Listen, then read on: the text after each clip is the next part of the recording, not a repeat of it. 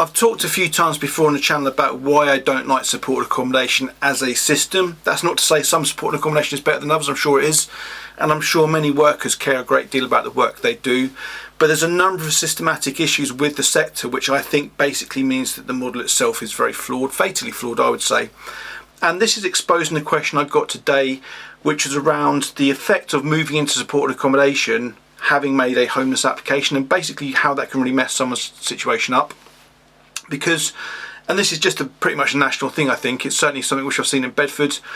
Effectively the question was, what happens if someone makes a homeless application, it seems like they're going to be owed the main duty, it seems like they're in priority need, they're not intentionally homeless and so on, and even if they maybe are intentionally homeless, there may be options around the rent deposit scheme, but instead they choose, or potentially even they're coerced to moving into supported accommodation. What I mean by coerced there is that I've seen certainly Bedford Borough Council tell people they need to move into supported accommodation when really there was going to be a main housing duty owed to them, so there was going to be much better options available to them if just they waited a little bit of time. And the issue is that when you make a homeless application, and often in the course of the relief duty, personalised housing plan, so on, there will be mention of supported accommodation, and often the full information won't be given to individuals. So often people will get told, oh, you know, if you move in there, you live there a couple of years, you'll be able to get onto the housing register and be able to move out again. So people basically think, well, you know, bird in hand is worth two in the bush, so they take the supported accommodation, except that now they're not homeless, so the homeless application shuts down completely. They'll get a decision, or they should get a decision, which says you made a homeless application, now you're not homeless, that's the end of it. You then sit in a supported accommodation. Now some supported accommodation has an automatic process that if you live there a certain amount of time and keep your nose clean, so to speak, might be 6 months, 12 months, 2 years or whatever, then you will get onto the housing register down the line and have a realistic prospect of being able to get accommodation yourself. So that's some places, but not all supported accommodation. In fact, I would say that most supported accommodation won't have that kind of protocol built into the housing allocation scheme. And so people move in, and then they're not homeless, and then they're waiting, and then they're waiting longer, and then all of a sudden it seems that there's no actual move on options for them, and so they're stuck there. And obviously the longer they're there, the higher the risk is they're going to get evicted for some, you know, kind of rule breaking or something, which would mean they're then intentionally homeless. So going back to the systemic issue, even before you know anything about supported accommodation or the temporary accommodation and the whole process, if you are faced with the option of making a homeless application versus moving into supported accommodation, on paper making a homeless application is always going to be better, because if you were to become intentionally homeless from accommodation arranged for you, you can always apply to supported accommodation. That's basically what it's there for. Whereas if you go down the supported accommodation route first and then lose it and be found intentionally homeless, that scuppers your chances of going back to the homeless application. So in one sense, by default, it's almost always going to be better to make a homeless application and see what's on offer for you down that route, rather than go down the supported accommodation route, and that's unless you absolutely have to, or unless you really want to live in supported accommodation. I've only ever met a couple of people who wanted to. So back into this situation, you're in supported accommodation, the staff probably told you that you're going to get moved on, but actually the options are drying up because there's a housing crisis and so on. And so if you then try and make a homeless application to try and get back into the process, you will be told you're not homeless, so that's now not an option. And if you haven't lived there according to the Part 6 local connection definition long enough for that, basically, then you may not be able to apply directly to social housing. So you're stuck there. Now, cynically, I'd say some charities, some providers basically are perfectly happy with that. I recently did a video where I talked about this guy who'd been there for 5 years and it was seen as a positive outcome that he was then able to move on. That's not a positive outcome, and I had to live somewhere for half a decade. But that's kind of often what happens. And so how do you actually get people more options if you're in that situation? And I can't tell you what it's going to be like for every area, but certainly I've seen a couple of examples in Bedford which might be helpful. Both involve the same provider. I won't name it. I've got a very low opinion of this supported accommodation, but I've known a lot of people to live there. They all say it was rubbish. Lots of people died there, you know, kind of there to live in this kind of horrendously hopeless situation. And basically one example of how it worked was we got a referral from a therapist who basically said, look, you know, I've known this person for ages. It seems that the living conditions they're currently in is making their mental health spiral downwards. And that was enough in that situation to use the Lomax v Gosport argument, which I won't cover in this video, but there's an argument out there where basically if you live somewhere and it's causing a disability to get significantly worse, in this case anxiety, depression, mental health issues in general, then you have an argument that that person's homeless, because although they have a license to stay there, it's not reasonable to continue to occupy indefinitely. And so in that case, able to make a homeless application, and move on and get social housing, which is a good outcome. In other situations, we've had referrals from the actual staff in the supported accommodation itself who basically, would agree with me and basically say this system's nuts, people are just getting trapped here. And in those situations, what we've effectively had to do is go back to the supported accommodation and say, look, you need to evict this person for a no-fault eviction. You need to find a way of doing it.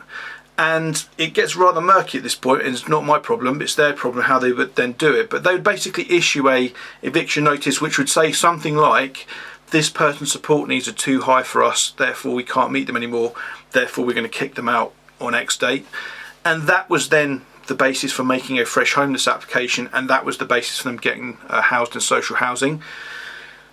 Problematic, shouldn't really be happening, and it happens because the supported accommodation sector itself often doesn't have a good move on policy, or any move on policy in some cases I've seen. And so anyone who's looking or considering moving into supported accommodation, you need to be absolutely sure of what the process actually is. How long will you have to live there before you'll get onto the housing register? What band will you get? Does that give you a realistic prospect of finding somewhere else?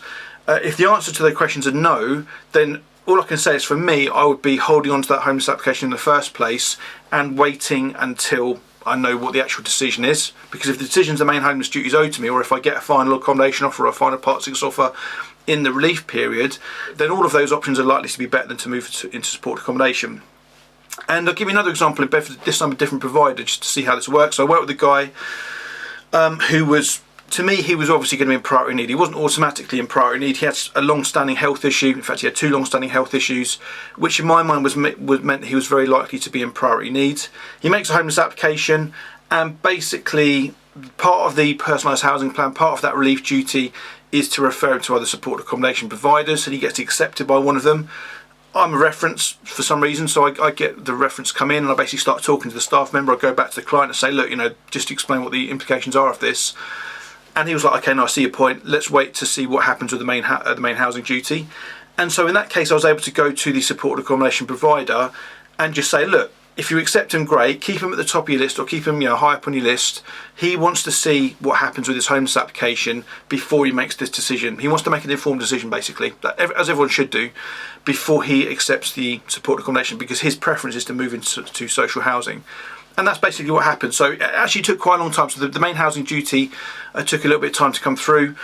There was kind of some delays and stuff like that which happened, but basically the support accommodation provider was very patient with us and basically said, okay, no, I'll keep him, keep him at the top of the list until you say otherwise. And so he was then able to get accepted, main duty accepted, move into social housing, and we were then able to cancel the application with the charity, basically. So that was a good outcome. But if he'd have taken it, then he would have probably got locked into that system, because as it happened, that provider had no access to the housing register down the line, so he'd have likely been stewing in that situation for many years. I talk elsewhere about how supported accommodation, it seems to me, to kind of give people support needs rather than clear them, but again, I'm sure people will object to me saying that, but that's something which I've certainly seen a lot of people I've worked with.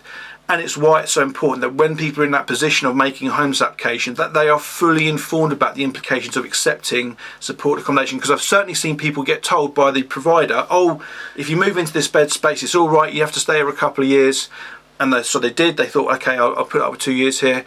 And then as the time got closer and closer to the 2-year period, it transpired that basically that was all a load of nonsense. But it was never in writing, so this guy basically was very difficult for him to know what to do. And even if he did complain to the charity, what are they going to do? They're going to say, yeah, fair enough, we'll uphold the complaint, but then they're still stuck there. There's no power that the charity then has to go back to the council to get the duty reinstated. So yeah, so although it might seem like a really weird way to do it, actually when you're in that position, asking the provider to evict you, as long as it is clear that it's not because of your deliberate actions that they're doing it, that actually for the person is probably the best way forward. But really, I would say it's more likely to be a platform for the providers to go back to the council and basically sort something out in terms of that pathway to housing. In Bedford, we've done it through the housing allocation scheme every time it gets renewed. So last time it got renewed 5 years ago, that was a big thing we focused on, was to get that pathway to work for people accepted into supported accommodation, so they did have options going down the line. So hopefully that'll make sense. As always, if you've got any questions about it, stick it in the comments and I'll take it through to the next live stream, which is generally on a Thursday at 7:30 p.m. Sometimes it's a Wednesday. Or if it's a nice straightforward question, I'll just answer it straight away, just save you the trouble. And if you're interested in this stuff from a provider's point of view, we do online training every so often, every month or so, which is open to anyone. We get a mix of professionals, members of the public who are interested, statutory, voluntary professionals, that sort of thing. And it's just a day-long online course. It might sound horrendous, but the feedback we get is genuinely incredible. It really is. I've got to be honest about that. I consistently get the feedback that this is the best training people have ever been on. And so it's basically focusing on the basics of homelessness law. So what homeless application actually is, what gatekeeping is, what interim accommodation is, and how you trigger those duties. And then we basically crunch through the definitions of homelessness itself. We spend a lot of time on priority need because it's so important. And then things like intentional homelessness, local connection, and a few miscellaneous bits as well. So yeah, just do check it out. If you look at the description of this video, you'll see the Eventbrite link there. Basically go and have a look, see what dates are coming up. It's very reasonably priced, £30 if you're attending off your own back, in your own time, not being paid for by a charity or any other organisation. And if you're coming in a professional capacity, at the point of recording, it's £60. It's going up to £65 in September because I'm not covering the admin fee on Eventbrite anymore. So if you want to get in really quick, get in quick now. But yeah, as I say, there'll always be dates upcoming. I generally try and keep 2 dates open so people have an option if they can't make the next one. And as I say, it just gives you that foundation to understand how everything else within the law fits together. And that's when you can start using the channel and kind of picking different themes within the videos to see how it fits into this overarching picture.